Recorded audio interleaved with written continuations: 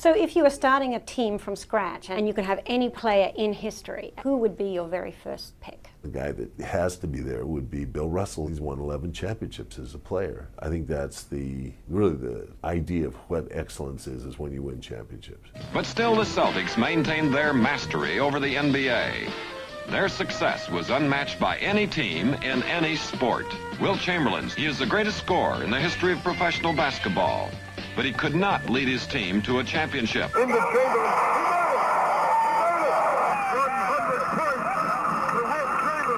The most amazing scoring performance of all time.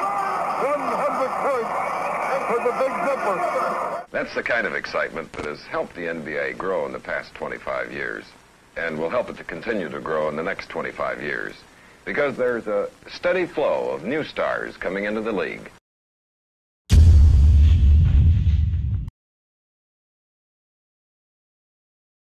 The NBA has been around for almost a century, and the sport of basketball has been around for even longer than that. Throughout this wide time frame, we've seen the game go through countless changes. I believe from the day the NBA was founded to the current day, there have been 6 unique eras of the game. These 6 eras capture the different changes of players, teams, play styles, strategies, and culture. The era we're going to cover today is what I like to call the Battle of the Titans, which spans from the years 1960 to 1972. The name of this era is pretty self-explanatory. During this era, we saw some of the league's greatest big men battle against each other during this time frame. This era was mainly dominated by big men. Some of the players that probably popped up into your head when you heard this era and time frame are Bill Russell, Wilt Chamberlain, and Kareem Abdul-Jabbar. There are multiple different reasons why these exact years, 1960 and 1972, were chosen. During these 13 seasons, the Bill Russell Celtics won 9 of their 11 championships. This time frame is almost identical to Wilt Chamberlain's career time frame.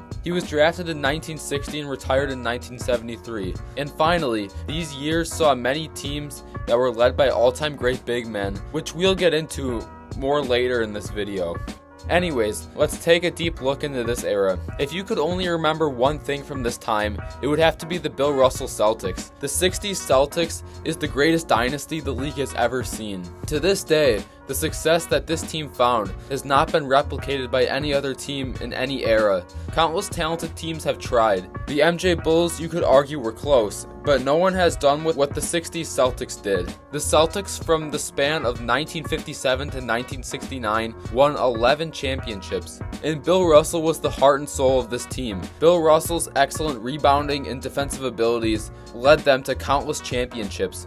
Bob Cousy, Bill Sharman, Tom Heinsohn, Frank Ramsey, Sam Jones, K.C. Jones, Tom Sanders, John Havlicek, and Bailey Howell were all key contributors towards the success of this team, and many of them find themselves in the Basketball Hall of Fame. And let's not forget about the coaching here. Coach Red Auerbach, one of the all-time great coaches who coordinated this super dynasty of talent. The Celtics in the 60s did more than just win. The Celtics helped progress the game of basketball to new heights. The Boston Celtics made the game exciting. They innovated the game with their fast-paced style of play, their unreal team chemistry, and their elite defense. The real area that sticks out, though, is their fast pace of play. The Celtics influenced the whole era of the league to play faster. The light green is the Boston Celtics possessions per game, and the dark green is the league's average each year from 1951 to 1972. I mean, is it any coincidence that the Celtics' winning style of basketball influenced the whole league? Obviously, the addition of the shot clock in 1954, which we talked about in the last video, had huge effects, but the pace of the league really started to skyrocket as soon as the Celtics were winning championships. As the pace of the Boston Celtics increased, so did the league's. Eventually, as teams got used to the shot clock and half-court offenses with set plays were prioritized over transition offense, we saw the pace of play regulate. The 60s, in general, saw a huge increase of free-flowing and motion offenses, more fast breaks during transition, and more individual dominance. The dominance, innovation, and excitement of the Celtics during this time was huge for the growth of the league and the sport of basketball.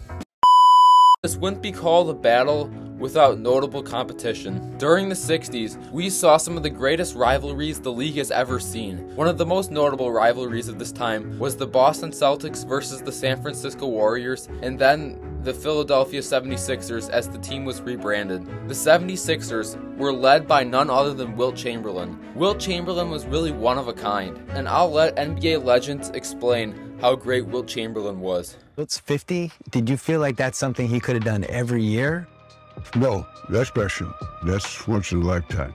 In fact, I told him, I said, you know, Wilt, I think I'm the only guy on this planet that knows how really good you are.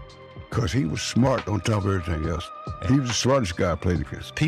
This was more than just some big guy who dunked the basketball and ran up and down the court. This was a true athlete. And his physical prowess was unbelievable. You hear players compare players in certain eras. I would love to see him play against some of these centers today. It would be pretty embarrassing for them, to be candid with you. But he was a guy that, for me, and most of the guys that I know, he's the greatest player that ever played the game. He's one of those guys could have played in any era. I think he is the most dominant basketball player of all time. Chamberlain of the San Francisco Warriors, the league's leading scorer for the last 5 years, the league's deadliest man under the board. When I watched Wilt Chamberlain, listen, he got still over 60-some NBA records that would never be broken. The guy averaged 50. Brown boys and girls, let me teach you who the Big Dipper is. Oh, let me teach you who Wilt the Stilt is. I'm all ears. Who's a terrific athlete beyond playing basketball, was a 7-footer who literally should have his own record book. This is why a 6'3" guard like Russell Westbrook is being compared to him for triple doubles. A 6'5" guard like James Harden is being compared to him for the way he scores.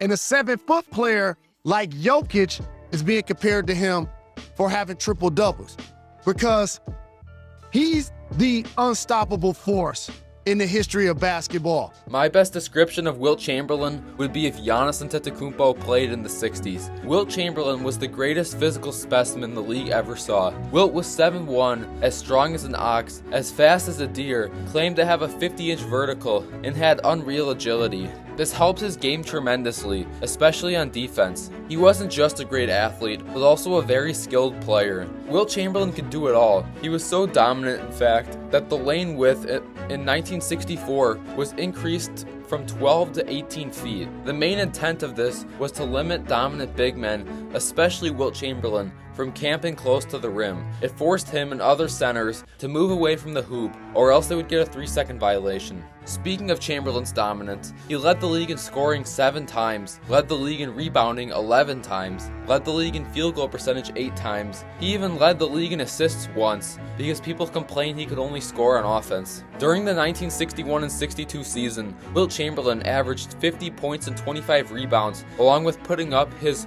famous 100-point game during that season, which to this day is the scoring record for a single game. The rivalry between these two brilliant big men was something to see. These two titans matched up in the playoffs 9 times. Bill Russell's Celtics won 5 of these matchups, and Chamberlain won just 1. Russell beat Chamberlain in the Eastern Division Finals in 1960, 62, 65, and 66, and he beat Chamberlain in the Finals in 1964. Wilt Chamberlain won the 1967 Eastern Division Finals against the Celtics, however. I think it's fair to say that Bill Russell got the better of Wilt Chamberlain throughout this time frame. This rivalry showed the difference in approach of the game. Bill Russell's Celtics were more team-oriented, while Wilt Chamberlain's Warriors and 76ers were more individual-oriented. It showed that team basketball was almost always the winning solution to basketball, rather than individual basketball, no matter if that player is as good as Wilt Chamberlain. The next prominent rivalry I want to talk about from this era is the Celtics against Minneapolis, and eventually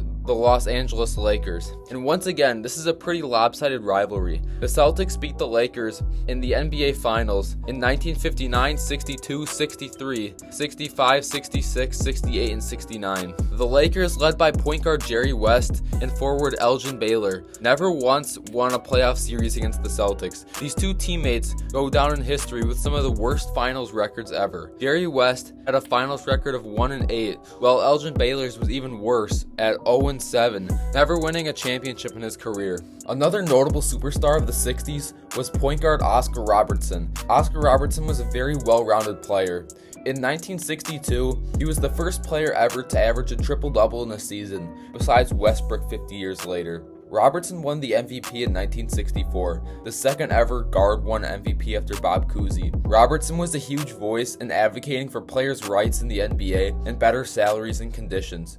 Eventually, the Celtics dynasty came to an end when Bill Russell retired in 1969. The Celtics in the early 70s, led by John Havlicek and new players like JoJo White and Dave Cowens, weren't the same anymore. This gave the league a talented gap where new teams could win championships. During the last 3 years of this era, from 1970 to 72, we saw 3 new teams win an NBA title.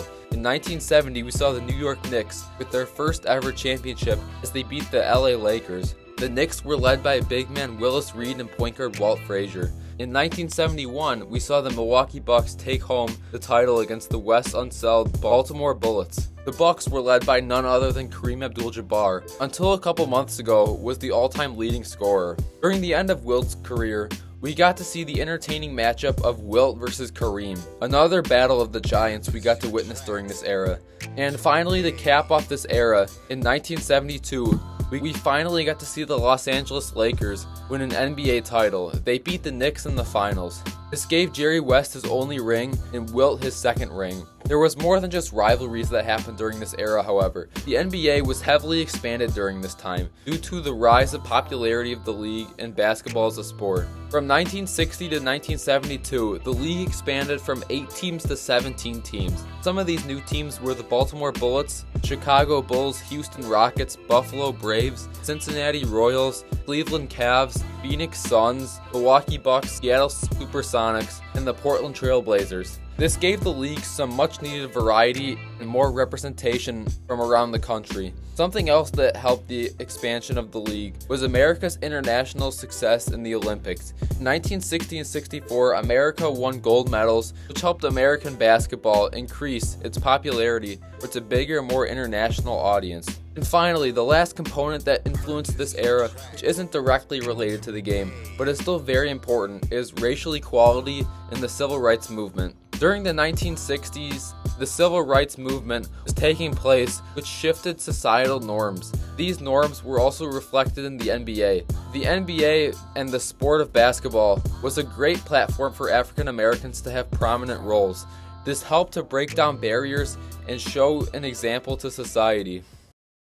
If you want to see how the NBA took a turn for the worst, the issues the league was dealing with, and how a lack of talent and other competition plagued the league for a whole decade, I would highly recommend you go watch this video.